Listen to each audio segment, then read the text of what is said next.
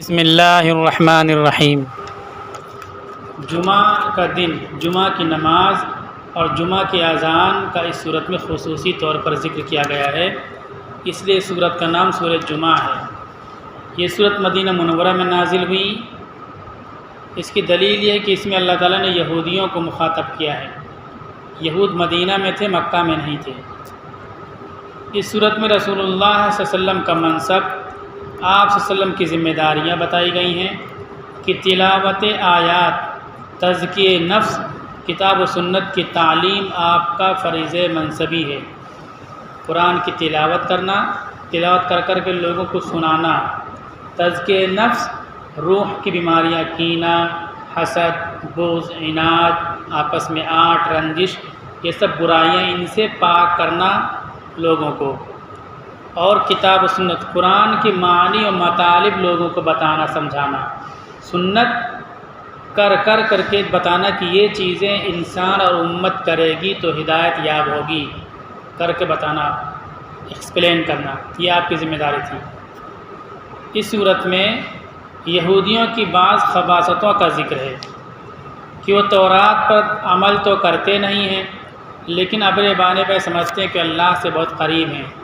یہودی کہتے ہیں کہ ہم اللہ سے بہت قریب ہیں۔ اللہ تعالیٰ نے کو مثال دی کہ جو تورات کو پڑھتے ہیں، علم رکھتے ہیں لیکن عمل نہیں کرتے، وہ ان گدھوں کی طرح ہیں جو بوجھ اٹھاتے ہیں، اور بہت ہی برے لوگ ہیں۔ وہ علم آ جائے تو اس پر فوراً عمل کرنا چاہیے، علم آنے کے بعد اگر عمل نہ کریں تو اس کے مصداق ہم بھی ہو جائیں گے۔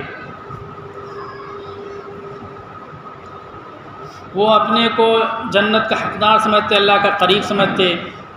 اس پر اللہ تعالیٰ نے ان کو چیلنج کیا کہ تم اللہ کا قریبی سمجھتے ہو، جیسے سمجھتے ہو کہ ہم بخشائے ہیں، جنت میں سیدھے چلے جائیں گے، تو اگر تم اپنے اس دعوے میں سچے ہو تو ذرا موت کی تمنا کر کے دیکھو، کیونکہ موت کے بعد فوراً تم کو جنت میں جانا ہے، تو موت کی تمنا کرو۔ لیکن وہ موت کی تمنا نہیں کرتے ہیں۔ اللہ تعالیٰ دوسرے کو سورہ بقرہ میں کہتے ہیں کہ ہزاروں سال زندہ رہنا چاہتے ہیں، زندہ رہنے کے لیے ہر جتن، ہر کام یہ کر سکتے ہیں۔ یہودیوں پر دنیا میں اتنا ظلم ہوا، اتنا ظلم مسلمانوں پہ نہیں ہوا، لیکن یہودی ہر ظلم کے بعد باقی رہے، زندہ ان کو رہنا ہے، زندہ رہنے کے لیے ہر کام دشمنوں کا کرنے کے لیے تیار ہو گئے۔ اچھا، زندہ رہنے کے لیے یہودی سوچ کے ساتھ وہ کام کرتے رہے، تو ہر کام کرتے رہے، اپنے مذہب کے خلاف بھی کرتے رہے، لیکن یہودی ہی رہے۔ وہ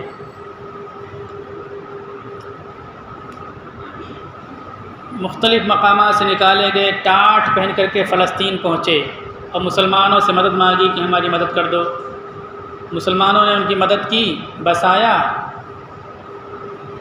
زندہ رہنے کی تمنا خواہش ان کی تھی، ہر کام کرتے رہے، محنت کرتے رہے، نتیجہ یہ ہے کہ فلسطین پر قبضہ کر لیا، پورا ملک ان کو مل گیا۔ زندہ رہنے وہ چاہتے ہیں، سالوں سال، ہزاروں سال، اس لیے بہت محنت کرتے ہیں وہ، تو محنت جو بھی کرے گا اس کو نتیجہ ملے گا۔ اور ایک پورا ملک انہوں نے 52 ملکوں کے بیچ میں ایسا طاقتور ملک بنا لیا کہ سب ڈرتے ہیں آج ان سے۔ اتنا سب کچھ انتظام ہونے کے باوجود، حتیٰ کہ ایٹمی طاقت کا مالک ہونے کے باوجود، یہودی بہت ڈرتے ہیں۔ چھوٹے سے فلسطین کے بچے کھڑے ہو جاتے سینہ تان کر کے اور للکارتے ہیں ان کو، اور وہ ڈرتے بھی ہیں، عورتیں للکارتی ہیں، وہ بے تحاشا ایک طرف سے مارتے ہیں مسلمانوں کے لیے، مسلمان پیچھے نہیں ہٹتے، چونکہ جانتے ہیں شہید ہوں گے جنت میں جائیں گے۔ تو اللہ کے قریبی تو وہ یہودی ہیں، تو ان کو موت کے لیے تیار رہنا چاہیے۔ مسلمانوں کو اور دوسری قوموں کو کہتے ہیں اللہ سے دور ہیں یہ، تو وہ مرنے کے بجائے یہ مر رہے ہیں۔ خیر، اللہ تعالیٰ نے ان سے کہا کہ اگر تم سچے ہو فَتَمَنَّوُا الْمَوْتَ إِن كُنتُمْ صَادِقِينَ، تم موت کی تمنا کرو، وَلَا يَتَمَنَّوْنَهُ أَبَدًا بِمَا قَدَّمَتْ أَيْدِيهِمْ، اور اپنی بدعمالی کی وجہ سے کبھی بھی موت کی تمنا نہیں کریں گے۔ مطلب یہ کہ جھوٹے ہیں یہ، جب کہتے ہیں اللہ کے قریب ہیں، جھوٹے ہیں۔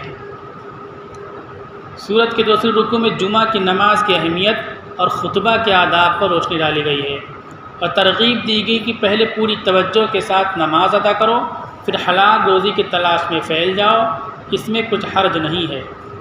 تو اسی رکوع میں مسلمانوں کو اجتماعیت، اجتماعی نظام سمجھو کہ یہ چیز سکھائی گئی مسلمانوں کو۔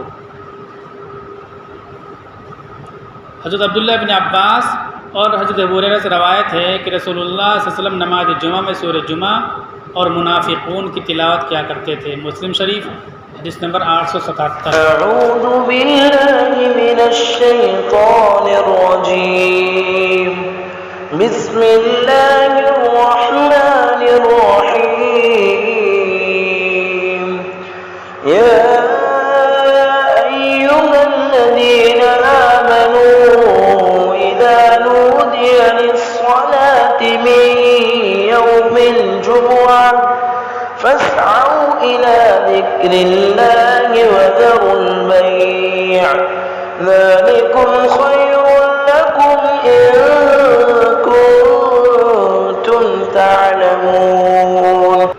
اے مسلمانوں، جب جمعہ کے دن نماز کے لیے اذان دی جائے تو اللہ کے ذکر کی طرف دوڑ پڑو اور خرید و فروخت چھوڑ دیا کرو، اگر تم سمجھ رکھتے ہو تو یہ تمہارے حق میں زیادہ بہتر ہے۔ فَإِذَا قُضِيَتِ الصَّلَاةُ فَانتَشِرُوا فِي الْأَرْضِ وَابْتَغُوا مِن فَضْلِ اللَّهِ وَاذْكُرُوا اللَّهَ كَثِيرًا لَعَلَّكُمْ تُفْلِحُونَ۔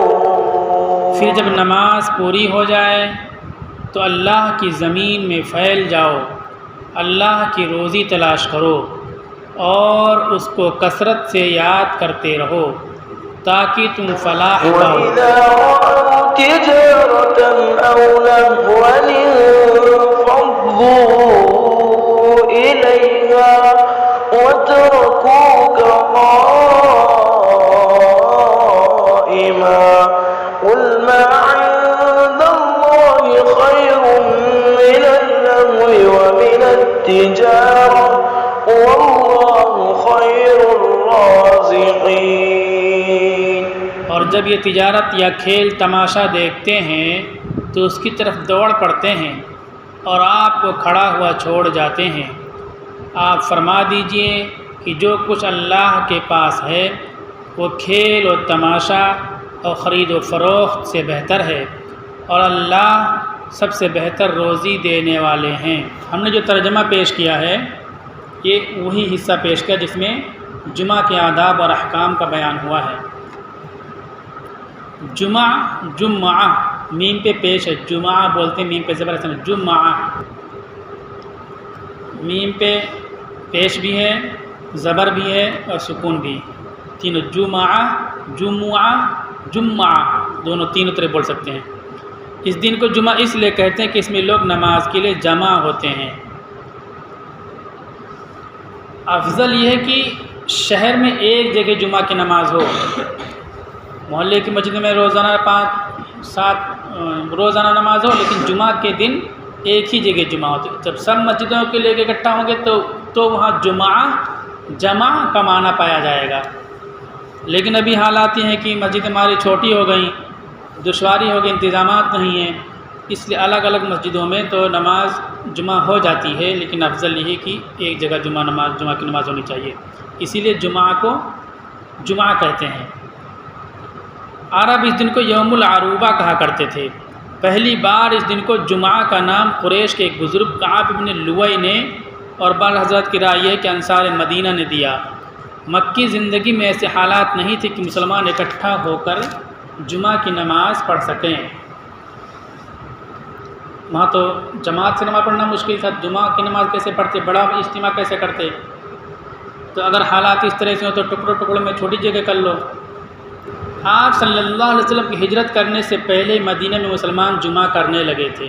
بعض روایتوں کے مطابق پہلی بار حضرت اسعد بن زرارہ رضی اللہ تعالیٰ عنہ نے جمعہ منعقد کیا، اور مدینہ میں شروع میں انہوں نے اپنے گھر میں تعلیمی نظام چالو کیا تھا آپ کے تشریف لانے سے پہلے، پھر اسی مقام پر جمعہ کی نماز بھی چالو کر لیا۔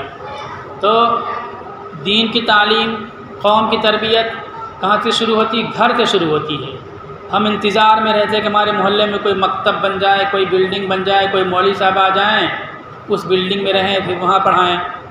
جب تک اس طرح بلڈنگ اور عمارت کا انتظام نہ ہو اس وقت تک سنت یہ ہے کہ اپنے گھروں ہی میں تعلیم و تربیت کا نظام بنائیں۔ بعض روایتوں کے مطابق حضرت مصعب بن عمیر رضی اللہ تعالیٰ عنہ نے، جن کو رسول اللہ صلی اللہ علیہ وسلم نے انصار مدینہ کی تربیت کے لیے بھیجا تھا، انہوں نے جمعہ شروع کیا۔ عجب نہیں کہ حضرت مصعب نے حضرت سعد کی مدد سے لوگوں کو جمع کیا ہو، اس لیے بعض لوگوں نے جمعہ کے آغاز کی نسبت حضرت مصعب کی طرف کی ہو اور بعد میں اسعد بن زرارہ کی طرف۔ رسول اللہ صلی اللہ علیہ وسلم پہلی بار ہجرت کے موقع سے آپ نے جمعہ ادا فرمایا۔ آپ 12 ربیع الاول پیر کے دن چڑھے قبا پہنچے، قبیلہ بنو عامر بن عوف میں قیام فرمایا۔ جمعرات تک آپ کا قیام یہی رہا، قبیلہ عامر بن عوف میں۔ اس درمیان آپ نے مسجد قباء کی بنیاد رکھی۔ جمعرات کو وہاں پہنچے پیر کے دن، اور جمعرات تک تھے، پیر، منگل، بدھ، جمعرات، 4 دن، اور اس 4 دن میں مسجد کی بنیاد آپ صلی اللہ علیہ وسلم نے رکھ دی۔ اور بھی باتیں آئیں گی مسجد کے تعلق سے، لیکن اتنا سمجھ لیں کہ کسی بھی آبادی میں قیام کا آپ کریں، اب تو اپنا مکان بنانے سے پہلے مسجد آپ بنوا دیں۔ جو لوگ پلاٹ کاٹتے ہیں اور کالونی وغیرہ بناتے ہیں، وہ لوگ بھی اس بات کا ملحوظ رکھیں کہ پہلے وہاں مسجد بنائی چاہیے۔ جہاں بھی مسلمان پہنچتے ہیں پہلے مسجد بناتے رہے۔ صحابہ کرام کے دور میں بھی ایسا ہوا، انبیاء کی بھی مثالیں ایسے ملتی ہیں۔ ابراہیم علیہ السلام کعبہ بنا رہے ہیں، اور حضرت سلیمان علیہ السلام خانے مسجد اقصیٰ بنا رہے ہیں۔ اللہ کے نبی صلی اللہ علیہ وسلم نے کعبہ بنوایا، کعبہ پہلے سے موجود تھا، نیا اس کی بچپن میں نئی تعمیر کرائی تھی، پھر بعد میں نئی تعمیر کرائی۔ مدینہ پہنچے تو ابھی مدینہ پہنچنے باہر ہی صرف 4 دن کا قیام ہوا، لیکن وہاں مسجد قباء تعمیر کی بنیاد رکھ دی۔ جمعہ کے دن آپ مدینہ منورہ کے لیے نکلے۔ جب قبیلہ بنو سالم بن عوف میں پہنچے تو جمعہ کا وقت آ گیا۔ وہاں لوگوں نے نماز کے لیے جگہ تیار کر رکھی تھی، وہیں جمعہ ہوا اور آپ نے خطبہ ارشاد فرمایا۔ قبیلہ بنو سالم میں، یہ مدینہ منورہ ہی کا ایک محلہ کہہ لیجئے، اسی بلدیہ کا حصہ تھا۔ سورہ جمعہ کا یہ پورا رکوع نماز جمعہ کے احکام اور آداب سے متعلق ہے۔ ان آیات کے نازل ہونے کا سبب یہ ہوا کہ مدینہ میں قحط کی کیفیت تھی، سوکھا پڑا ہوا تھا، کھانے پینے کی چیزوں کی قیمتیں بہت بڑھ گئی تھیں۔ اسی حال میں ایک جمعہ کو لوگ جمعہ کے لیے اکٹھا تھے۔ رسول اللہ صلی اللہ علیہ وسلم خطبہ کے لیے کھڑے ہو چکے تھے۔ اسی درمیان ایک تجارتی قافلہ آیا جس کے پاس ڈھیر ساری غذائی اشیاء تھیں، کھانے پینے کی چیزیں تھیں۔ اس وقت تک چونکہ جمعہ کے آداب مسلمانوں کے سامنے نہیں آئے تھے اور خطبہ کے وقت خرید و فروخت میں ممانعت نہیں تھی، خطبہ ہو رہا ہو تو بھی خرید فروخت کرتے تھے لوگ، منع نہیں تھا۔ ان کا خیال تھا کہ نماز میں ادھر ادھر جانے کی ممانعت ہے، نہ کہ خطبہ میں، اس لیے چند حضرات کو چھوڑ کر سب کے سب تجارتی قافلہ کی طرف چلے گئے۔ 8، 11، 12، 40 افراد کا ذکر آتا ہے کہ وہ لوگ وہیں رکے رہے گئے۔ ممکن ہے پہلے زیادہ لوگ رہے ہوں، پھر نکلتے نکلتے کم رہ گئے ہوں، اس لیے روایت میں اختلاف پایا جاتا ہے۔ اسی موقع پر سورہ جمعہ کے متعلق یہ آیتیں نازل ہوئیں۔ ان آیات میں جمعہ سے متعلق جو آداب اور احکام بیان کیے گئے ہیں ان کا نمبر وار ذکر کیا جاتا ہے۔ اللہ تعالیٰ نے مسلمانوں کو خطاب کرتے ہوئے جمعہ کے دن سبھوں کو نماز پڑھنے کا حکم دیا۔ اس سے معلوم ہے کہ جمعہ کی نماز پڑھنا ہر مسلمان پر فرض عین ہے۔ دیگر نمازیں تو فرض ہی ہیں، فرض عین ہی ہیں۔ کچھ لوگ جمعہ کا بدل ظہر کو سمجھتے ہیں، اس لیے سوچتے ہیں ظہر پڑھ لیں گے تو جمعہ پڑھنا کوئی ضروری نہیں ہے۔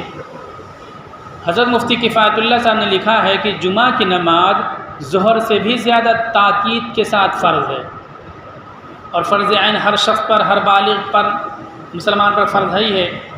البتہ عورتیں، بچے، معذورین، مسافر بالاتفاق مستثنیٰ ہے۔ عورتوں پر جمعہ کی نماز نہیں فرض ہے، بچوں پر نہیں فرض ہے، اور جو معذور ہو، چلنے پھرنے سے معذور ہو، کوئی بیماری ہو نہ پہنچ سکے، جیسے کووڈ-19 کی بیماری آ گئی تھی کہ یہ لوگ آئیں گے دوسری بیماری لگ جائے گی یا بیماری پھیلنے کا ڈر ہے، تو شریعت ان کو خود رعایت دیتی کہ یہ لوگ مسجد میں نہ آئیں۔ حادثہ کوئی پیش آ گیا، آندھی طوفان آ گیا، کوئی مسافر ہے تو مسافر کو بھی جمعہ کی نماز فرض نہیں ہے۔ اس سے یہ بات واضح ہوگی کہ کچھ لوگ ایسا کہتے ہیں کہ جس دن جمعہ اور عید دونوں ساتھ میں ہو جائے کوئی ایک چیز پڑھ لو تو دوسری چیز ساقط ہو جائے گی. مثلا عید پڑھ لو تو جمعہ پڑھنے کی ضرورت نہیں، جمعہ پڑھ لو تو عید پڑھنے کی ضرورت نہیں، ایسا کچھ لوگ کہتے ہیں، لیکن ان کی بات غلط ہے. اس سے ثابت ہوا کہ ایک دن جمعہ اور عید دونوں پڑھ جائے تو عید کی نماز پڑھ لینا اور جمعہ کو چھوڑ دینا درست نہیں ہے، دونوں پڑھیں گے. جمعہ کے دن اذان کے ساتھ ہی مسجد کے لیے نکل پڑنا واجب ہے. جیسے اذان ہو جائے مسجد کے لیے نکل پڑنا واجب ہے. یا ایھا الذین آمنوا اذا نودی للصلاة من یوم الجمعة فاسعوا الی ذکر اللہ. اے ایمان والو، جب جمعہ کے دن نماز کے لیے اذان دی جائے تو اللہ کے ذکر کی طرف دوڑ پڑو. اللہ تعالیٰ حکم فرماتے ہیں. پتہ چلا کہ جمعہ کے دن اذان کے بعد سیدھا مسجد کے لیے نکلنا ضروری ہے. ہم لوگ کتنی سستی ہوتی ہے کہ مسجد کے لیے نکلیں گے لیکن مسجد میں نہیں آئیں گے جب تک امام صاحب کا خطبہ نہیں چالو ہو جائے گا. یہ بہت ہی ناسمجھی نادانی کے بعد اللہ تعالیٰ حکم دیتا اذان سنتے ہی مسجد کے لیے دوڑ پڑو. اور یہ فرمایا گیا وذروا البیع، خرید و فروخت چھوڑ دو، دکان کا سب کام بند. بیع کہتے ہیں خریدنا بھی بیچنا بھی، اور زیادہ معنی ہوتا ہے بیچنے پر. سیلنگ بند کر دو، بیچنا بند کر دو تو خریدار خود ہی رک جائیں گے. آپ بیچتے رہو گے تو خریدار ایک کے بعد ایک آتے رہیں گے. بیچنا بند کر دو گے تو وہ بھی رک جائیں گے، وہ بھی جا کے نماز پڑھ لیں گے اور آپ کو بھی موقع مل جائے گا. بیچنا بند کر دو، خریدنے والوں کو نہیں روکا، بیچنے والے کو روکا. اذان سنی آپ نے فوراً بند کاروبار، سیدھا مسجد کی طرف جاؤ. یہ اللہ کا حکم ہے. اسی لیے ہم نے ان آیتوں کو آج منتخب کیا کہ جمعہ کے آداب معلوم ہو جائیں قرآن کے ذریعے، اللہ کے احکام کے ذریعے سے. جمعہ کے دن اللہ نے فرمایا فَاسْعَوْا إِلَىٰ ذِكْرِ اللَّهِ، اللہ کے ذکر کی طرف دوڑو، کوشش کرو. اب ذکر کب ہوتی ہے؟ جمعہ کی نماز 2 رکعت ہوتی ہے. جمعہ کی نماز سے پہلے بھی کچھ پڑھا جاتا ہے. یہاں وہ مراد ہے. کیا ہے؟ وہ خطبہ ہے. اس کو ذکر کہا گیا، خطبے کو ذکر کہا گیا. فَاسْعَوْا، ذکر کے بعد خطبے کے بعد اب نماز ہوگی تو خطبہ سننے کے لیے دوڑنے کا حکم دیا گیا.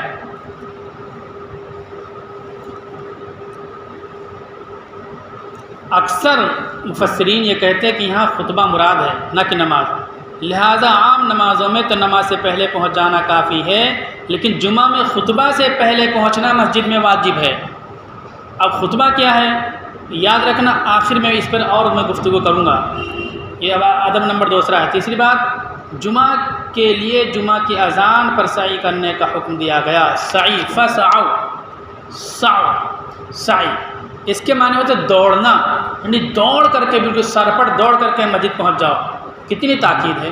ہم لوگ کیسے آتے ہیں مسجد؟ دوڑ کر کے مسجد آ جاؤ. ہم اور اپنی زندگی کا جائزہ لیں، جمعہ کے سلسلے میں ہم لوگوں سے کتنی کوتاہی ہوتی، بالکل منٹ دیکھتے رہیں گے امام صاحب کب خطبے کے لیے کھڑے ہوں گے. اذان ہوتے ہی دوڑ کر کے لیے مسجد میں آنے کا اللہ تعالیٰ حکم فرما رہے ہیں. مفسرین کہتے ہیں کہ دوڑ کر کے آنے کا جو لفظ ہے، دوڑ کر کے آنا ضروری نہیں ہے، مبالغہ اور تاکید کے لیے یہ لفظ استعمال کیا گیا. مطلب یہ ہے کہ تیزی کے ساتھ جلد سے جلد اذان سنتے ہی سیدھا مسجد پہنچو. اب دوڑنے کی چھٹی ہو گئی تو کم سے کم اذان ہو جائے تو فوراً مسجد کے چل پڑیں، گیٹ پہ بھیڑ نہ لگائے کھڑے رہیں، راستہ نہ بند کیے رہیں. اور سعی کا لفظ جو ہوتا ہے یہ پیدل چلنے کے لیے، پیدل تیز چلنے کے لیے ہوتا ہے، گاڑی سے نہیں. پیدل آنا چاہیے ہم لوگوں کو، گاڑی سے آنا نہیں آنا چاہیے.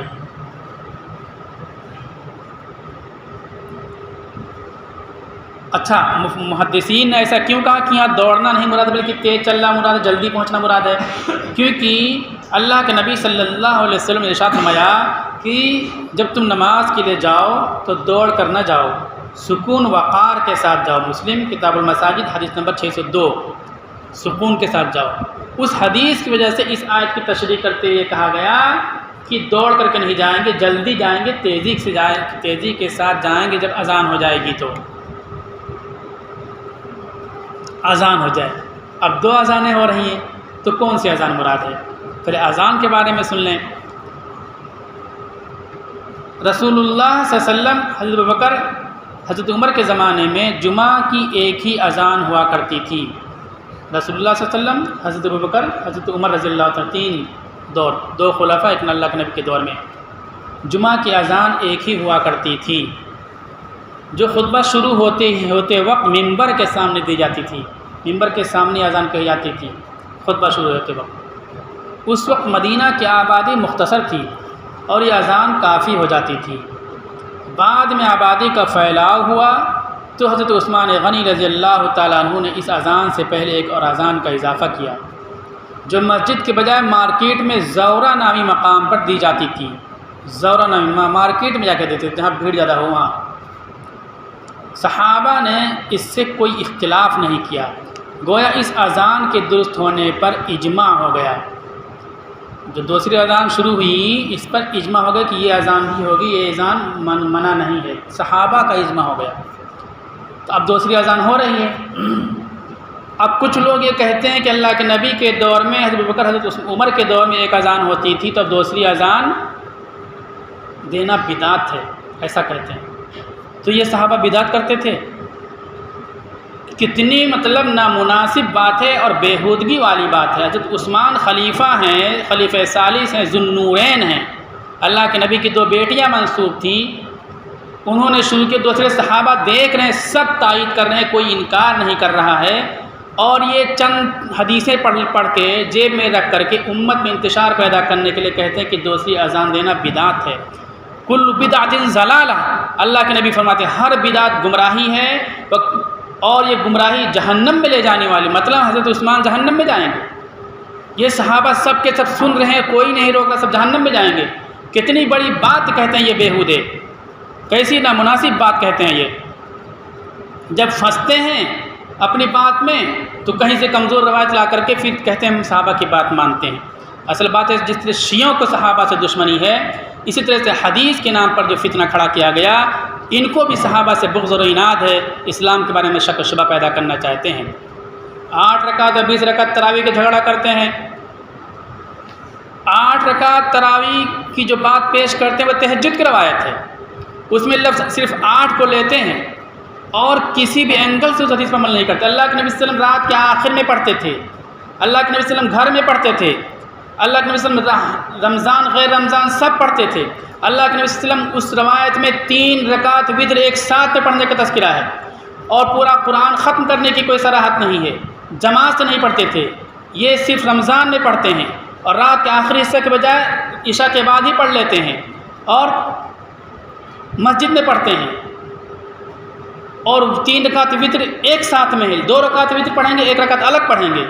اسی طرح سے کہیں تک اس پر عمل نہیں کرتے، صرف 8 کی گنتی پکڑ لیا انہوں نے، شک پیدا کرنے کے لیے مسلمانوں کے اعمال سے دور کرنے کے لیے انہوں نے، اور کہنے لگے کہ 20 رکعت تو عمر کی بدعت ہے۔ حضرت عمر رضی اللہ تعالیٰ عنہ نے 20 رکعت میں سے کو جمع کیا، کوئی 20 کوئی 25 کوئی 30 ایسے پڑھتا تھا، کوئی فکس تھی نہیں رکعت جماعت کے ساتھ، تو کہتے اس عمر کی بدعت ہے۔ جب لوگوں نے کہا کہ صحابہ کو بدعتی کہتے ہو، تم شرم نہیں آتی؟ کیسے گمراہ ہو جاؤ گے، کیسے دین سے دور ہو جاؤ گے، صحابہ کو ہٹا دو گے تو دین تم کو سمجھ میں کیسے آئے گا، دین کی اتھینٹسٹی کیسے باقی بچے گی؟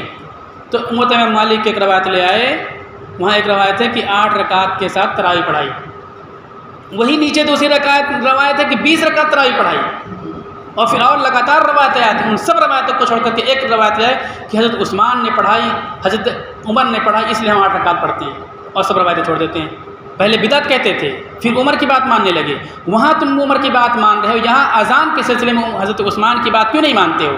اور ایک ہی ان کے مجمع جا کے دیکھ لو، ایک ہی اذان ہوتی ہے، کیوں؟ وہ کہتے ہیں بدعت ہے۔ حضرت عثمان نے دوسری اذان شروع کی تھی، صحابہ خاموش تھے، اگر اس کو بدعت کہیں گے تو سیدھا صحابہ پر اعتراض ہوگا اور بدعتی کہنا لازم آئے گا، صحابہ کو دوزخی کہنا لازم آئے گا۔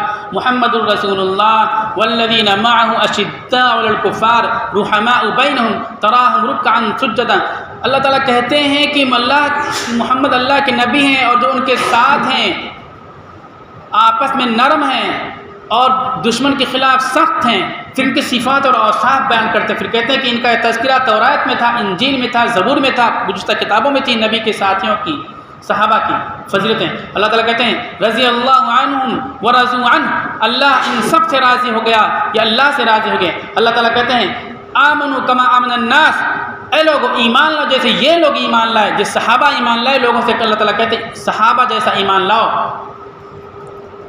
وہ کفار کہتے تھے یہ بیوقوف ہیں، اللہ تعالیٰ کہتے ہیں الا انہم السفہاء، سنو یہ جو بیوقوف میرے نبی کے صحابہ کو کہتے ہیں خود بیوقوف ہیں، قرآن کہتا ہے۔ تو صحابہ کے بارے میں زبان درازی کرنے والے در حقیقت اسلام میں شکشبہ پیدا کرنے والے ہیں۔ دوسری اذان حضرت عثمان رضی اللہ تعالیٰ عنہ نے شروع کرائی جمعہ کی، اور اس تمام صحابہ نے دیکھا اور وہ اذان ہو رہی ہے، اجماع ہو گیا۔ اب اس اذان کو بدعت کہنا یہ بہت بڑی گمراہی ہے، دین میں شک پیدا کرنے والی بات ہے۔ تو خیر اب مسئلہ یہ ہے کہ پہلی اذان پر کاروبار دکان بند کریں یا دوسری اذان پہ دکان بند کریں، چونکہ اب 2 اذانیں ہو گئے۔ اللہ تعالیٰ نے کہا جب اذان ہو جمعہ کی نماز کے لیے، ذکر کے لیے، چل پڑو دوڑ پڑو، تم تو کس میں چلیں گے؟ اس سلسلے میں سمجھیں آپ خطبہ سے پہلے دی جانے والا اذان پر چلیں یا پہلی اذان سے؟ ایک پہلو سے یہ بات راجع معلوم ہوتی ہے کہ خطبہ کے وقت والی اذان مراد ہے۔ جب خطبہ کے وقت اذان ہو، چونکہ اللہ کے نبی کی دور سے وہ اذان ہو رہی تھی، اور جو آیت نازل ہو رہی اسی وقت اسی اذان کے لیے نازل ہو رہی ہے، کیونکہ جب قرآن مجید کی آیتیں نازل ہوئیں اس وقت صرف یہی اذان دی جاتی تھی۔ ایک پہلو سے دوسری رائے معلوم ہوتی ہے کہ پہلی اذان ہی سے مسجد کے لیے نکل پڑنا اور کاروبار بند کرنا واجب قرار پائے، اور یہ کہ اس کا مقصد خطبہ کو پانا ہے۔ اگر خطبہ کے وقت کی جو اذان ہے اس وقت آپ دکان سے چلو گے، کھیت سے چلو گے، تو تب تک خطبہ ختم ہی ہو جائے گا۔ تو مقصد یہ خطبہ میں شامل ہونا، اس لیے جو پہلی اذان ہو رہی باہر اور مائک سے، اس اذان کو سن کر کے چلنا واجب ہوگا تاکہ خطبہ تم کو مل جائے۔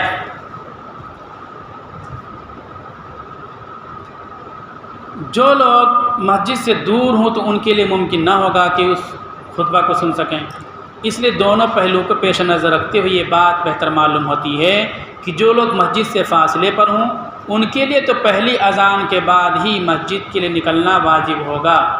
پہلی اذان سنا تو مسجد کے لیے نکلنا واجب ہو جائے گا۔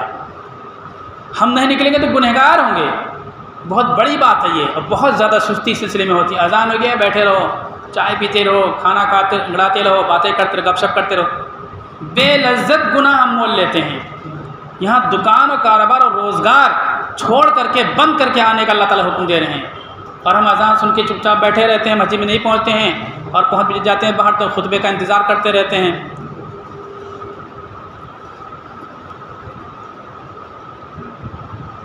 جو لوگ مسجد کے بالکل اڑوس پڑوس میں ہوں ان کے لیے گنجائش ہے کہ وہ دوسری اذان کے شروع ہوتے ہی مسجد کے لیے نکل پڑیں، یہ بات ہوگی۔ جو دور رہتے ہیں پہلی اذان سن کے فوراً سیدھا مسجد آئیں، اور جو پاس میں تو دوسری اذان خطبے کی شروع تو فٹ سے مسجد میں آ جائیں۔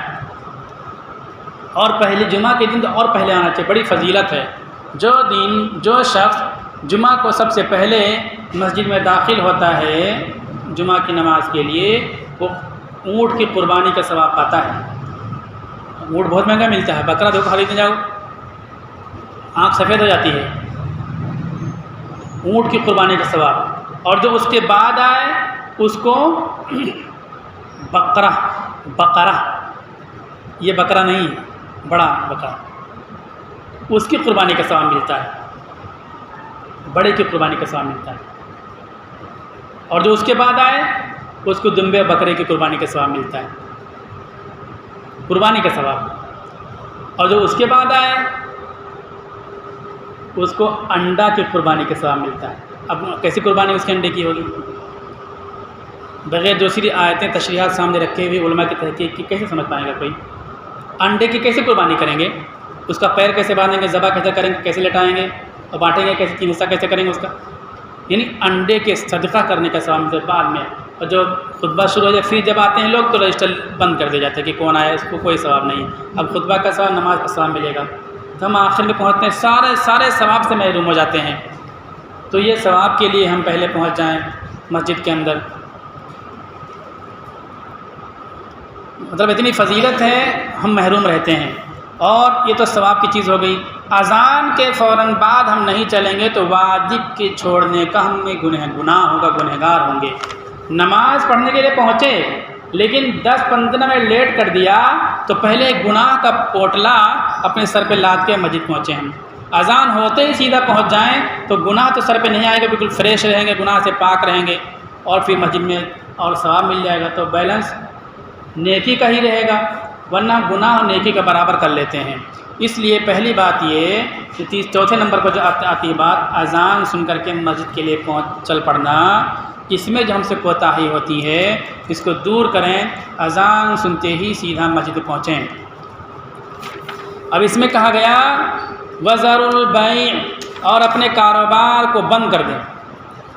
یہ بھی واجب ہے کہ اذان سننے کے بعد اپنے کاروبار کو، دکان کو بند کرنا ضروری نہیں ہے، کاروبار کو بیچنے کا کام بند کر دو۔ آپ چادر ڈال دو، کسی بچے کے بیٹھا دکان کھلی ہوئی آپ کی، بیچنے کا کام نہیں ہوگا، بس یہ جائز ہے، لیکن بیچنا گناہ ہوگا، آپ بیچو گے تو گنہگار ہوگے۔